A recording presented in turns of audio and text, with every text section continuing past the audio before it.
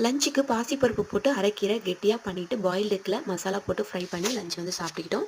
சாப்பிட்டு முடிச்சதுக்கப்புறம் இந்த தர்பூசணி பழம் அப்படியே இருந்தது, வாங்கிட்டு வந்து 2 டேஸ் ஆச்சு. சரி இதை கட் பண்ணி சாப்பிடலாம் அப்படின்னு சொல்லிட்டு நானே தான் கட் பண்ணிட்டு இருந்தேன். அதுக்கப்புறம் அவங்க வந்து இல்லை நான் கட் பண்ணி தரேன், வீடியோ எடுத்துக்கிட்டே நீயே சிரமப்பட வேணாம் அப்படின்னு சொல்லிட்டு வந்து கட் பண்ணி கொடுத்தாங்க. பழத்தோட ஸ்வீட்டும் டேஸ்ட்டும் சூப்பராக இருந்தது, நான் எதிர்பார்க்கவே இல்லை. சாப்பிட்டு முடிச்சதுக்கப்புறம் இந்த நன்னாரி சர்பத் வந்து வாங்கிட்டு வந்திருந்தாங்க. இது எப்பவும் வாங்குற மாதிரி இல்லை, புதுசாக இருந்தது, இப்போ தான் ஃபஸ்ட் டைம் பார்க்குறேன்.